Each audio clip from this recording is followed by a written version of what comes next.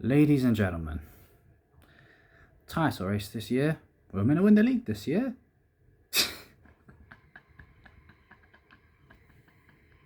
We were meant to win the league this year, according to some Arsenal fans.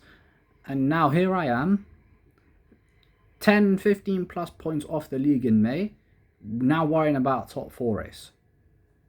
What happened to phase 5, by the way? What happened? What happened to this game? What's happened to this season?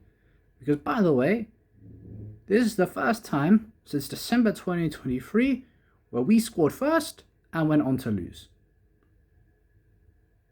Just saying. And that's not happened to us at home since New Year's Day 2022. 3+ years. That's the first stat. Bournemouth have never done the league double over us until Arteta. Bournemouth had never won away at the Emirates until Arteta. We are in danger of having Newcastle come here next week and beat us, beat us for the fourth time this season. May the 4th is literally, what, today, or no, tomorrow. So we've got Star Wars fans celebrating May the 4th. We're probably going to have to put out full Star Wars cosplay when we lose to Newcastle for the 4th bloody time. Twice at home, twice away. And before this season, Newcastle had not come to the Emirates and won since November 2010. Not until Arteta arrived at this club. Not before Arteta arrived at this club.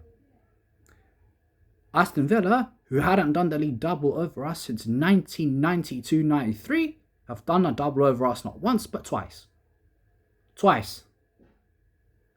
We had our longest losing streak against a single opponent in our club's history under this manager. The only times we have beaten Manchester City have been without Rodri.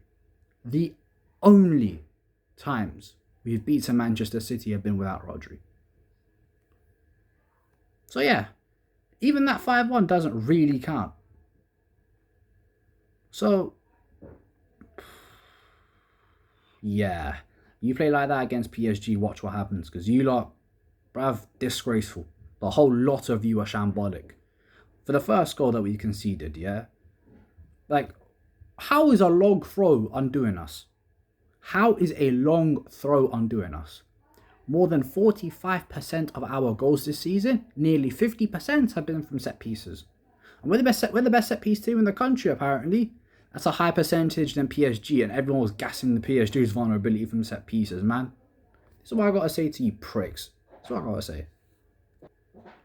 Yeah, sorry about that technical malfunction, which pretty much sums up Arsenal this season. And yeah, what else? The second goal. Why is Evan Nielsen marking Odegaard? Why is David Raya trying to do his best Robert Sanchez impression? By this point, there's no point blaming the players. Yes, Odegaard's rubbish, but it's Arteta's fault that he rushed him back a month early. Brother, when you have surgery, you take your time with that. They rushed Saka back, and he clearly doesn't look himself. He's had some decent games, but he clearly does not look 100%. He played Ben White with a knee injury for a full year and a half before he finally let him get surgery. And now, Yuri Timber, our best defender this season, even better than Gabriel in my opinion, injured. Typical. Partey, who by the way, his contract expires at the end of next month. If we do not give him a new contract extension, good luck finding a better DM for Arsenal. Good luck. Like, seriously, good luck, because we are fucked without Thomas Partey. We're finished. We're done. It's khalas. Game over. And yeah, having Odegaard as our captain, man like Casper the Friendly Ghost Guard, yeah, what are you actually expecting? What are you actually expecting? The guy scored 2 goals all season. He's got the same amount of assists as Ederson, the Manchester City goalkeeper, not the Atalanta midfielder. There are certain men that have probably got more assists in 1 month than this guy all season. What are we doing? This club will never ever be serious so long as this prick of a manager's in the dugout and so long as these pricks own the club. Arteta out, Kroenke out, top gooners out. Yeah.